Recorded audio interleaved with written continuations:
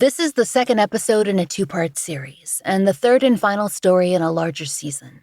This season covers cases in New Mexico. All season, we're supporting the New Mexico nonprofit Angels Voices Silence No More. Please be sure to listen through the end of the episode for more information.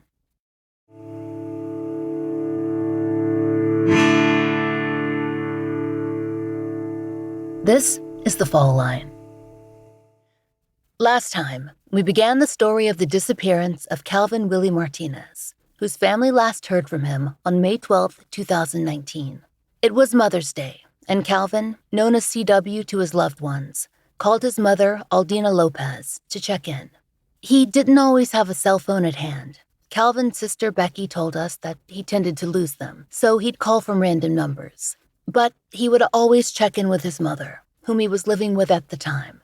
That day, he told Aldina that he'd be home later, but the conversation was interrupted, and they lost connection. When she tried to call him back, she couldn't reach him. She discovered that he'd used a payphone at a Love's truck stop in Albuquerque. That's a few hours away from their home near Farmington, New Mexico. At first, the family wasn't worried. Calvin had been in spotty contact for a few years, and he spent a good deal of his time hitchhiking. Becky tells us that he'd sunk into a deep depression and struggled with alcoholism after the tragic death of his wife and youngest child. They were killed in a house fire in 2014. Calvin managed to save their oldest child. He and his brothers tried to fight the fire and get to his wife and youngest son. His brothers even tore a hole in the mobile home siding to reach them. The loss was horrific and immense. Calvin had spent his 20s caring for his young family. He worked in construction, eventually joining the family business. But after the fire, Becky said, he was lost. Yeah, he was a provider, He went to work every day. He worked with my stepdad. My stepdad and his brothers, they ran a construction company. He always had work. He just had to apply himself and stay sober. That was all we asked of him, but he chose to go the other direction. And he knew we don't drink. Alcohol is not a thing that is welcome in my mother and my stepdad's household. Maybe my dad's, but not my mom. But, when you're in substance abuse, you're in substance abuse, and it doesn't just choose anybody. It chooses whoever it wants.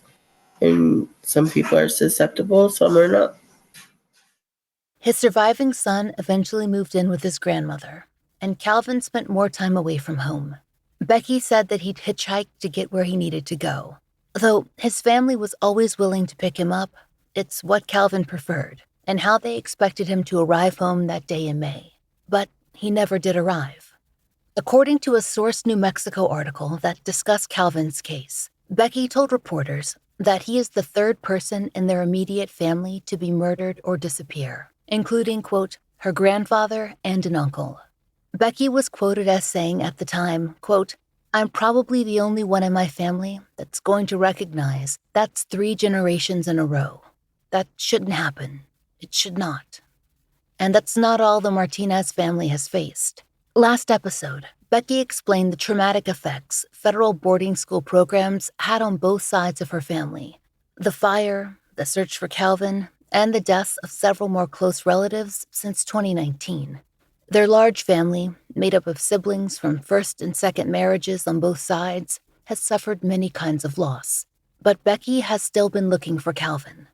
She began back in the spring of 2019, when she and her mother faced their first hurdle, trying to file a missing persons report. Because he went missing in San Juan County, but resided just outside Farmington, and is an enrolled member of the Navajo Nation, the same layers of jurisdictional issues that other families we featured this season, they were immediate. If you'll recall from last episode, Becky and her mother went back and forth between several agencies who told her to file the report with someone else. Farmington Police Department eventually took Calvin's report, although he lived outside city limits, and had made last contact from an Albuquerque truck station.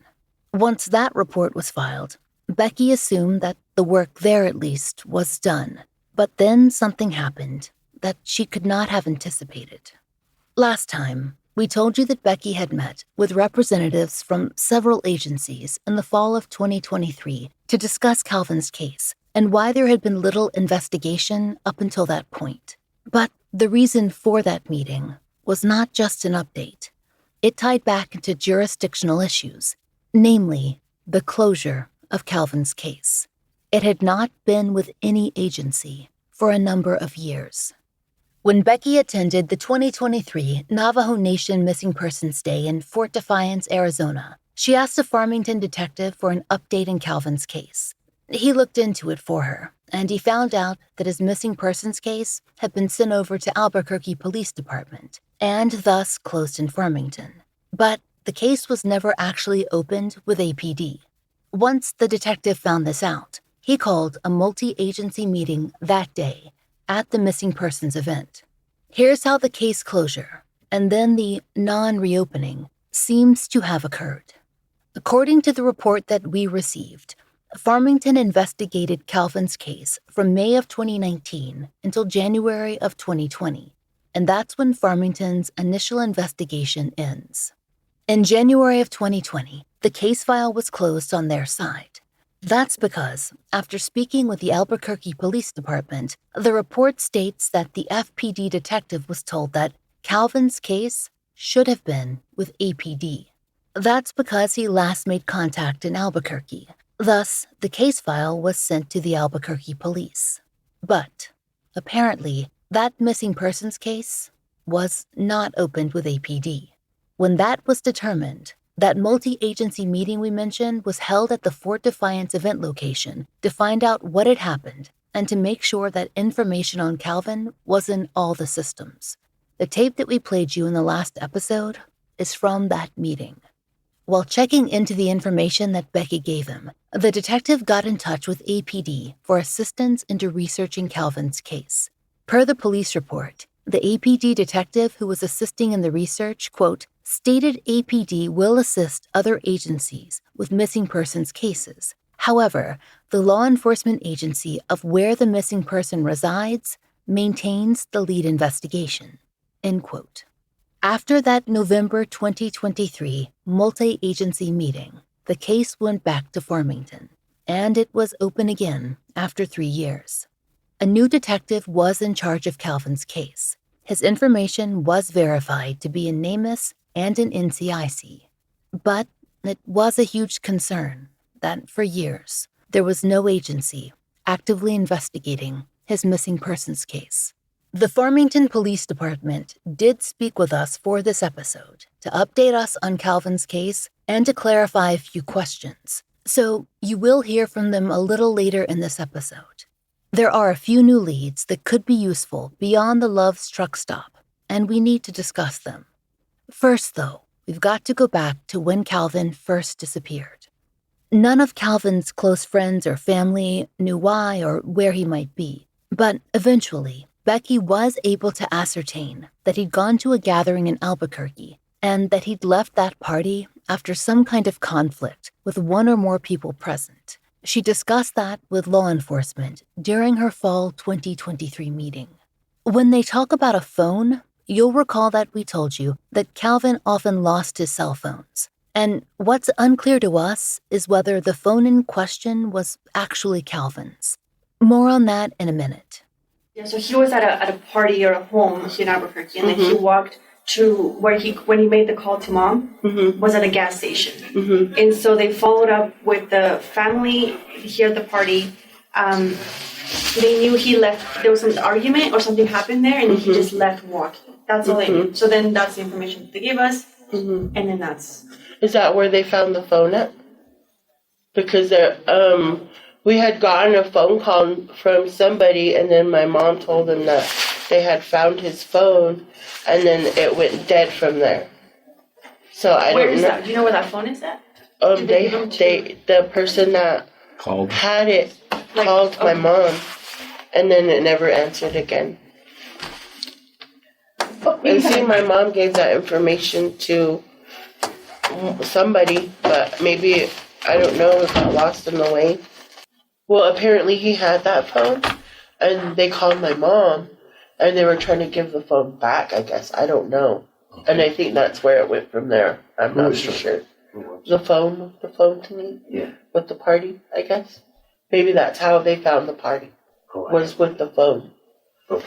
That phone that they That's the found. phone he had with him? Yeah, I'm guessing, yeah. I have no idea who he knew out there, because the last time I was out there was in 2010, and since then, he has gone back and forth numerous times. His mental capability and his ability to want to stay home and be a father and be a family member, it was no longer there. So he could have been sick and somewhere and, might have passed away. He could have not been able to have alcohol and in the cold and froze. I think of all these different situations. He might have been at that party that you guys are talking about, which I had no idea.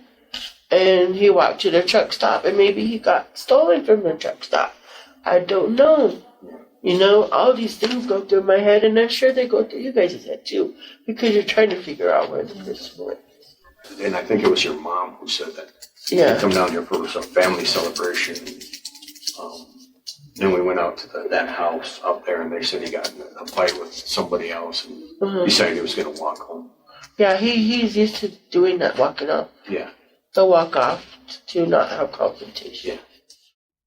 We don't know what that potential conflict might have been about, just that it seems to have occurred before he left for the Love's truck stop, where he called his mother. The phone detail is frustrating because there's so little to go on there. And when we spoke to FPD, they had not received any further information.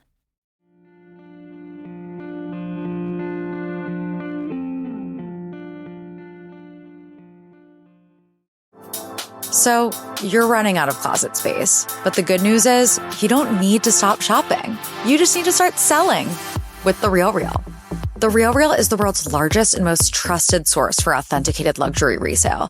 Whether it's that mini bag that can't even fit your phone, or those boots you never fully broke in, The RealReal handles everything. From photography and copywriting to shipping and pricing. So you can just sit back, get paid, and make room for things that actually feel like you. And with 10,000 plus new arrivals every single day from top designers like Prada, Celine, Louis Vuitton, and Loewe, all for up to 90% off retail, you're bound to find something perfectly on brand to fill that extra closet space with. Plus, only for the month of January, you can earn up to $550 extra when you sell. Make room for what feels like you. Go to therealreal.com to start selling and earn up to $550 extra to keep shopping. That's therealreal.com. Terms apply.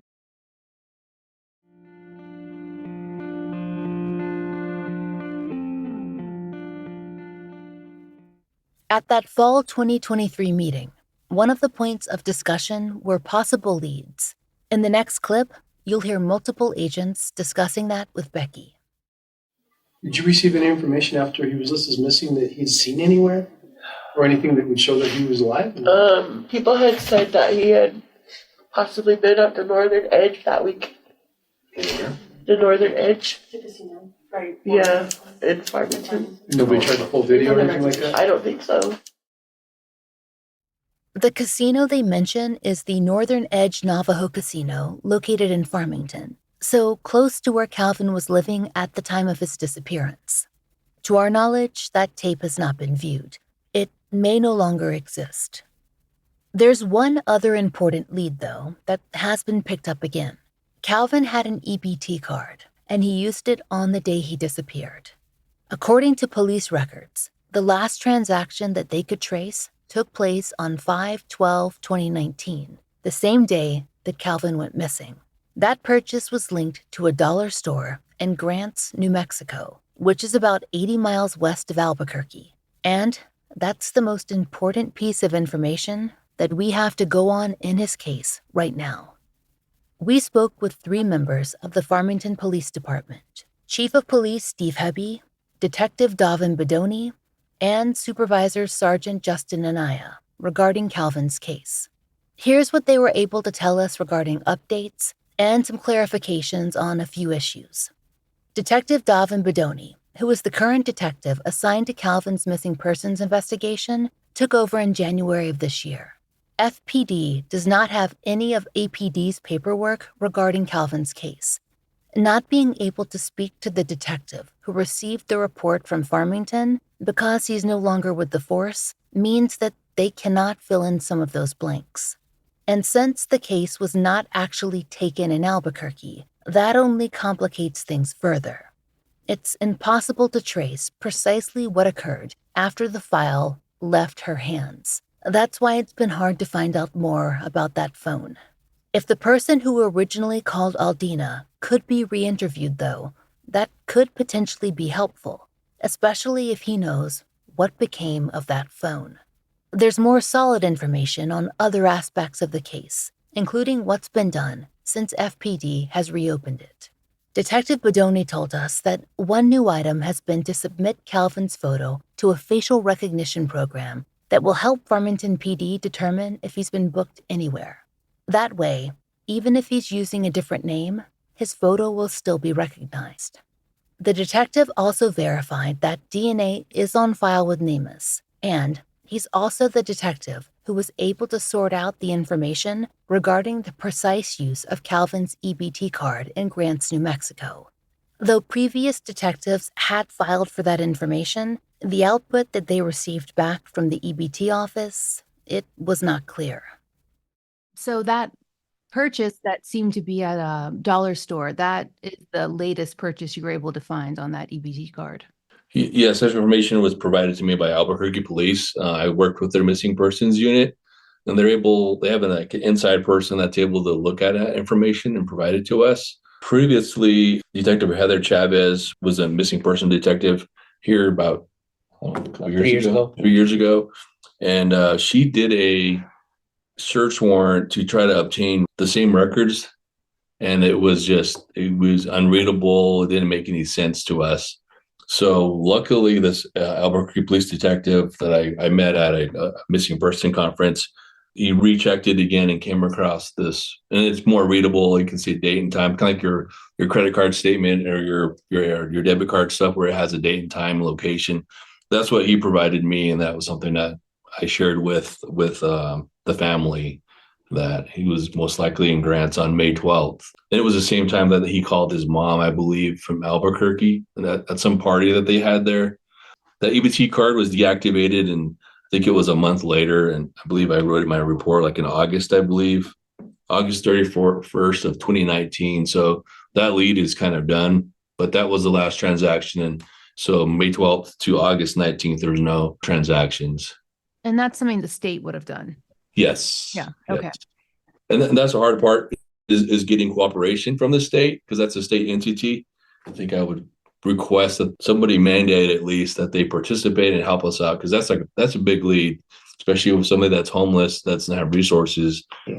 That would probably help us a lot sooner back then, actually, as opposed to now. So that definitely is a challenge for us in this case, is the multi-jurisdictional nature of it. You know, it's one thing for us, and Detective Bodoni works a bunch of those cases when they're missing persons from Farmington, and we know that their last whereabouts were here. You know, we're on the ground. It's easier for us to do the follow-up faster. According to Farmington PD, they believe that the purchase in Grants was made after Calvin called his mother from that truck stop in Albuquerque. Chief Hebby gave us a more precise description of where those three locations, Farmington, Albuquerque, and Grants, are in relation to one another. Farmington's in the northwest corner. We're up near the border of the Navajo Nation and about 45 minutes south of the Colorado border. So we're way in the extreme northwest part of the state. Albuquerque was where he was last seen, which is about 3 hours away from us in sort of a southeasterly fashion. And then Grants is kind of right on I-40, which goes straight across New Mexico, and it's to the west. So that it'd be sort of a triangle, but they're going to be at least 3 hours away from us still on I-40, and they'll be to the west of Albuquerque. So he was in Albuquerque, obviously. His card appears again in Grants at some point later, probably an hour and a half west of Albuquerque. We know that Calvin regularly hitchhiked, so this both does and does not narrow down his location.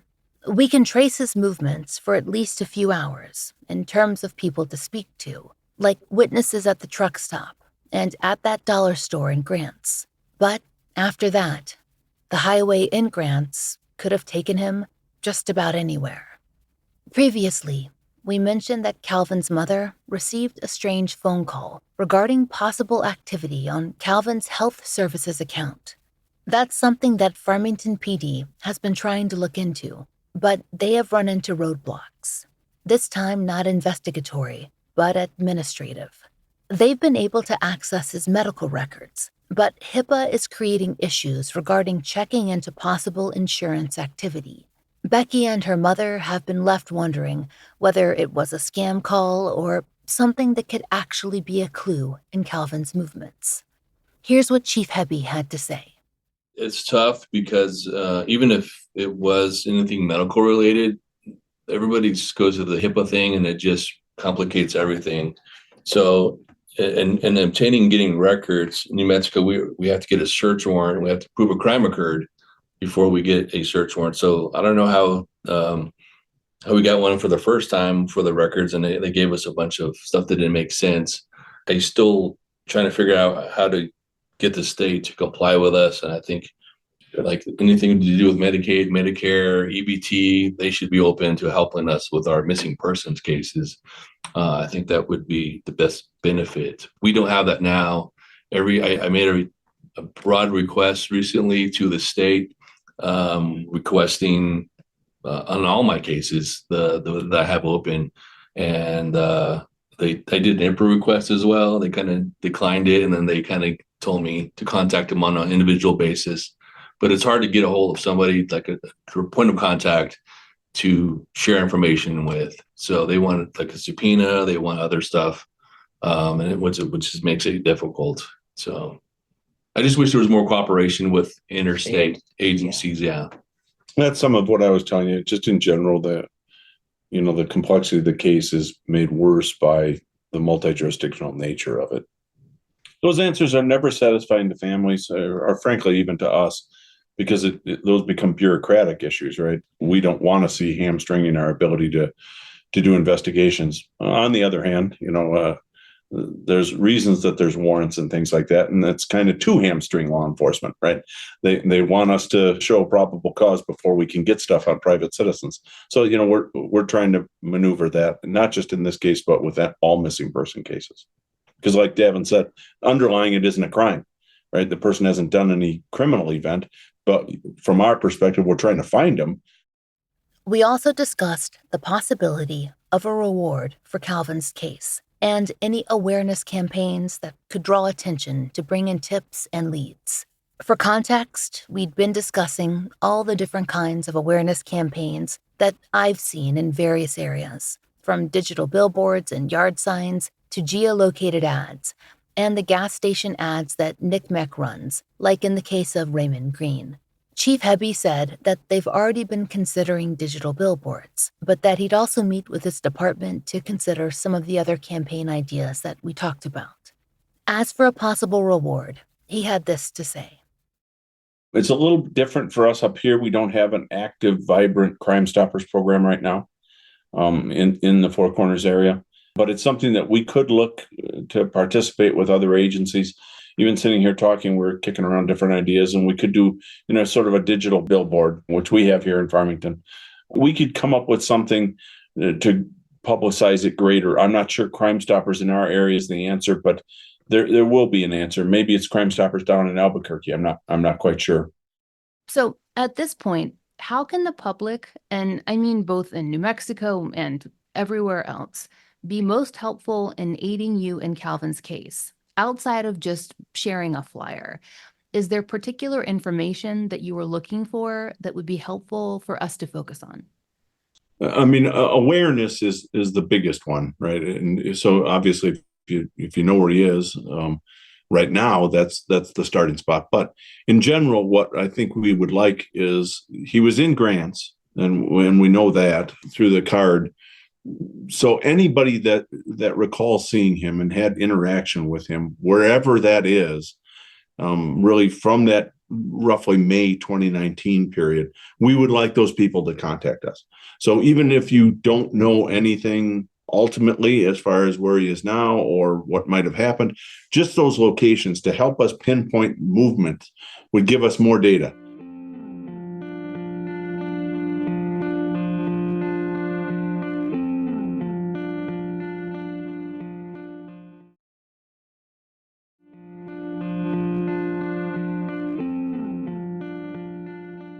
Awareness is key in everything. We use that word all the time, on this show and in true crime. But it's not a passive thing. It comes down to paying attention, not just to your surroundings, but to the people who are asking for attention, for their loved ones, and from the people important enough to attract the media, and those powerful enough to make the wheels turn. Becky says that it's been an ongoing struggle for her organizing groups. She's been working with numerous people since 2019, including the state task force, but it can be difficult to consistently get town and city officials with legislative powers to attend events. When they show up, the media does too, and then the faces of families and the missing and murdered make the local and the national news. Every kind of media reaches a different audience: newspapers, podcasts, even TikToks. MMIP stories, they need to be everywhere. But Becky says she doesn't just need these government officials to show up. She needs them to participate, not just to speak, but to listen too.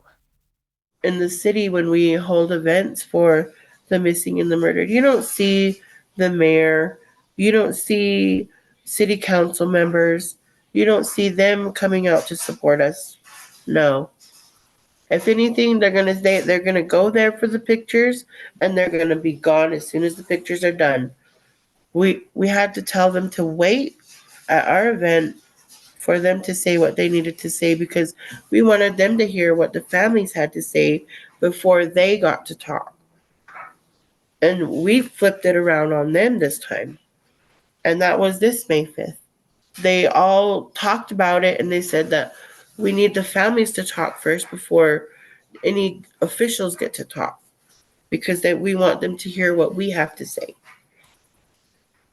But that was just one event, I mean, it starts with one. Hopefully there will be more.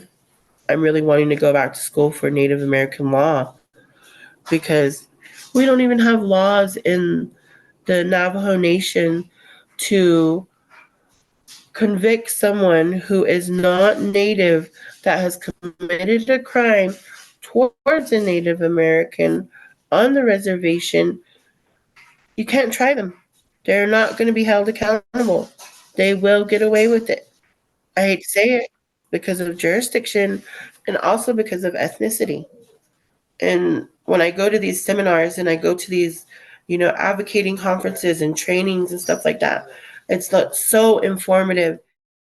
The group of women that I walk with that also have missing and murdered Indigenous family members, DeAndrea Reed, and she's been a huge help. Her sister, Tiffany Reed, has been missing for 20 years.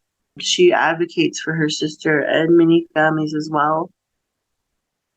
But from here locally, it would be Racita Billy, Darlene Gomez, and DeAndrea Reed and Kayla Ignacio are the main people that have really been my support. Even when I'm not out doing rallies and I'm not in the public eye, they call me. They check on me. They ask how I'm feeling. They ask if we've had any leads, what new information there is, if there's any new information. My boyfriend, too, most of all, he goes with me everywhere, and he tries to help with a lot of events. Becky spoke with us about the effects Calvin's disappearance has had on her family, her mother, his children, and herself. I think it's caused her to be more involved with her grandkids and taking care of his kids, and making sure the younger kids don't feel that emptiness, but they still miss their dad. And she really takes care of his kids as much as she can. She doesn't like drugs. She doesn't like alcohol. She never has. But it's like she really hates it now, you know? It took her son away from her. And she's just constantly doing stuff. She'll run herself until she gets sick or she gets so tired. And she's emotionally and mentally and physically drained.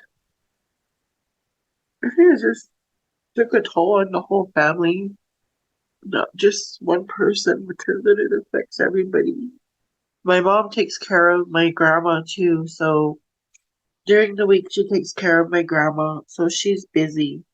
She's constantly busy, and then she has her grandson. Calvin's oldest son is 16 in November. She will not do anything without him.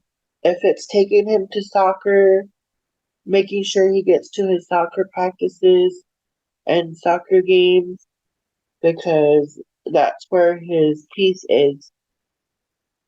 I think he remembers playing soccer with his dad when he was small, that's why. And I think that's what he remembers, and that's why that's his place where he feels at peace with his dad. He sounds like him. He looks like him. I call him CW. Like, he'll just look at me like I'm not him, Auntie, you know? And I say, I'm sorry, son, you just look like your dad really bad, you know? I call him son because he's my son. He's my baby. They're all my babies. But he looks just like his dad. He talks like his dad. But I haven't had a good night's sleep since he went missing. I always have nightmares of the fire before he went missing. I'll wake up like sometimes in the middle of the night. I'll be like so hot, and it's because like I'm dreaming of that fire and my body gets hot. I don't know how it does it, but I find myself in front of the fire at the trailer when I wake up every single time. I just have to sit up. And my mom, she has a hard time sleeping too, I know. I think you always play those things in your mind of like what I could have did better. And that just goes on in your mind daily. At the end of the last episode, we told you about the September 14th, 2024 rally and walk that Becky had planned. By the time you hear this episode, it will have taken place. We asked her how listeners and the larger community can be most helpful in supporting the events that she and her friends plan, which are grassroots and often receive no outside funding from larger organizations. I think in any situation, if you want to help a family, you should help them directly. If they have, say, if they had a GoFund or a Cash App or a Venmo, I think more ways to help families is directly, not necessarily out to like, yeah, nonprofits are helpful, whatever. But I mean, if you really want to get down to the level of the family, stepping up to the family and, saying maybe we could bring waters, or maybe we could, help with food or something for any event. That's always the route to go, is to go directly to the families. Becky has spent years searching for her brother. Recently, she's been following the trail of his last purchase at that dollar store in Grants in hopes that she can attract attention that might bring in new leads. That's why she planned the rally for that area of New Mexico. But she said it's been hard too, because her lead also feels like a dead end. Yeah, I think that's the worst part, because when I was standing at the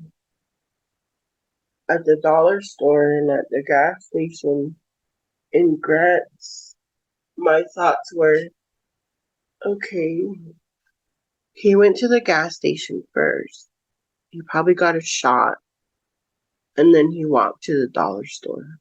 So I'm thinking, yeah, if I were him and I know him as well as I do, he got alcohol at the gas station first and then he went to the dollar store. But where did he go from there? And then I look around and there's Walmart, and then there's Taco Bell, and then there's a hotel, and then there's a car wash, and then there's the freeway. I just wanted to sit down right there and cry. Just, like, where did you go? Where are you? But I just had to just keep driving and tell myself, okay, well, we're gonna do this event and we're gonna try real hard to put the word out there again. And then a few days ago I went to Gallup. Becky and her boyfriend had found homes for 2 puppies in Gallup, so they drove there to drop them off.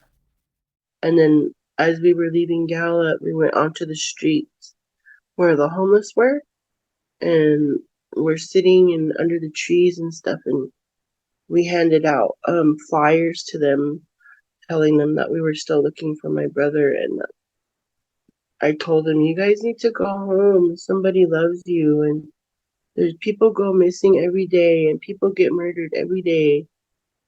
I don't want to see you guys' picture. Like, and they like nodding their heads, we know.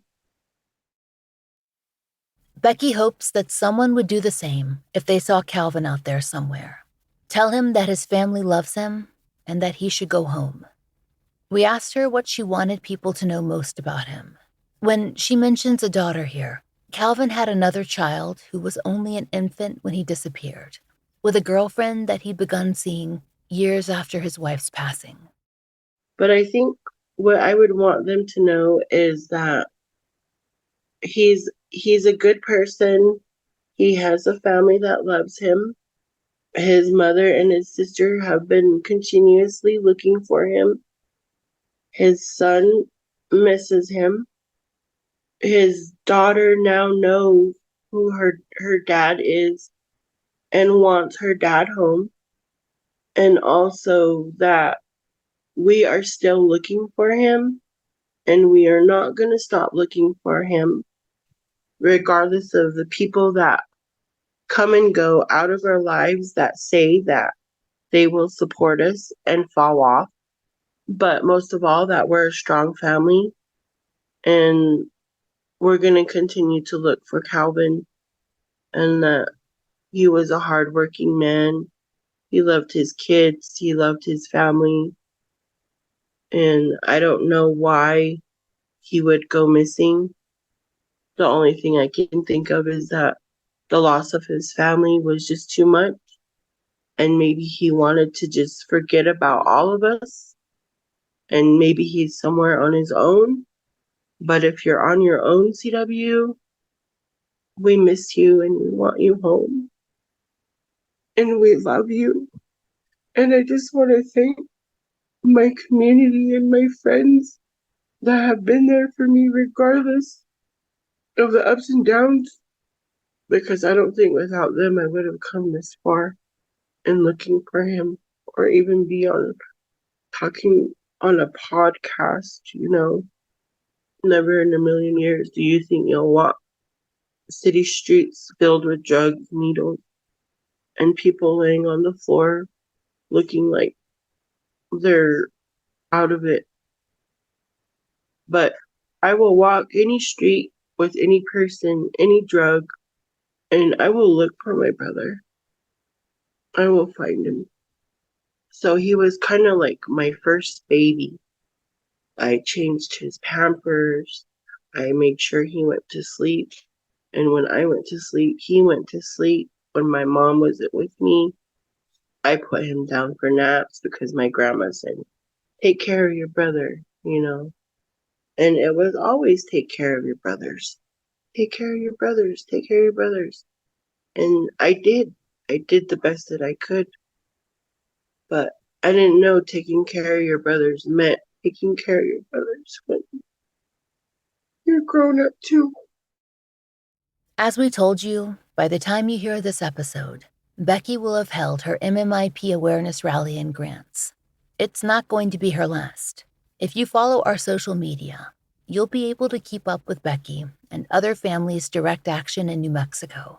Darlene Gomez's work across the state can be followed via updates on her law firm's website, and we've shared Vanjie's Facebook page for Zach in our previous show notes as well. There are regular gatherings, rallies, and calls for action happening in various parts of New Mexico, including events arranged by our friend Eric Carter Lundeen. If you're in the area, please consider joining them for future events. If you aren't, share the information. Or, if you have it to spare, join us in sending funds for supplies like water and posters and gas money so as many people as possible can attend. As Becky said last episode, organizing is hard and help falls off. People naturally come and go. If you can help even once, in whatever way, it will make a difference. Darlene Gomez's nonprofit, MMIWR Indian Country, is another great resource to keep up with how you can help. At the time of his disappearance, Calvin Willie Martinez was 31 years old. He would be 36 today. Calvin is a Native American male. He's about 5'6" and around 200 pounds. He has brown hair, brown eyes, and a number of tattoos, including one on his right arm that reads Martinez Family. If you have any information regarding the disappearance of Calvin Willie Martinez, please call the Farmington Police Department tip line at 505-599-1068 or the San Juan County Crime Stoppers at 505-334-8477. We've had more families from New Mexico reach out for coverage, so some of their stories will continue into our next season, along with others that we've been working on: unsolved homicides, missing persons cases, and a 50-year-old cold case that may tie in to one of the most infamous series of crimes in the 20th century. In the meantime, we'll be back in October with our mid-season feature, an interview with friend of the show Madison McGee, who began investigating her own father's murder 4 years ago, and she's still on the case. Thank you for listening. This season, we're supporting Angels Voices Silence No More, a New Mexico nonprofit founded by our friend Eric Carter Lundeen, the brother of Jacob Lundeen. According to their mission statement, Angels Voices Silence No More's goal is to, quote, empower families by providing them with the necessary resources and referrals to advocate for their missing or murdered loved ones. We believe in taking a comprehensive approach to support, encompassing a wide range of services, including billboards, DNA testing, private investigations, funeral expenses, therapy, and much more. Our goal is to ensure that no family faces these challenges alone, end quote. You can join us in donating to their mission. And if you can't donate right now, that's okay. Sharing their charitable initiatives would be a huge help. You can find all the relevant links in our show notes. The Fall Line is an independent podcast, and we appreciate listener support. It allows us to do research, obtain FOIA to pay our content advisors, and support and donate to the causes we care about. If you try out the products we advertise, please use our sponsor codes. It really helps. And please take a moment to rate and review our show in your podcast app of choice. My book, Lay Them to Rest, which covers years of my life working on a Jane Doe case in the world of forensic scientists who resolve unidentified persons cases, is out everywhere as hardcover, ebook, and audiobook, read by me. You can order it anywhere you get books and through your local library. Find out more in the link in our show notes. If you'd like to support the show and the stories we cover, join us on Patreon or Apple Premium. 100% of our Patreon and Apple Premium earnings are supporting our Family Therapy Fund and actively paying for therapy for families who've appeared on the show. On Patreon, you can get early release, ad-free versions of our regular episodes for $5 a month. If you prefer Apple Premium, you can subscribe there as well. On Patreon, we also post occasional giveaways, updates, and blogs, which all patrons can enjoy, starting at just $1. The Fall Line is written, hosted, and researched by Laura Norton. Interviews by Brooke Hargrove. Produced, engineered, and scored by Maura Curry. Content advisement by Vic Kennedy. And as always, our most special thanks to Liz Lipka.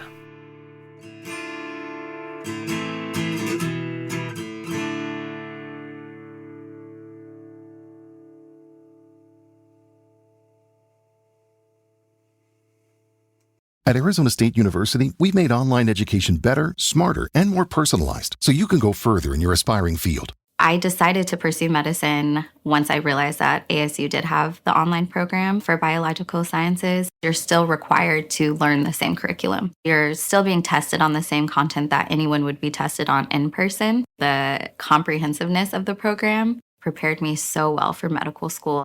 Explore over 350 plus programs at asuonline.asu.edu.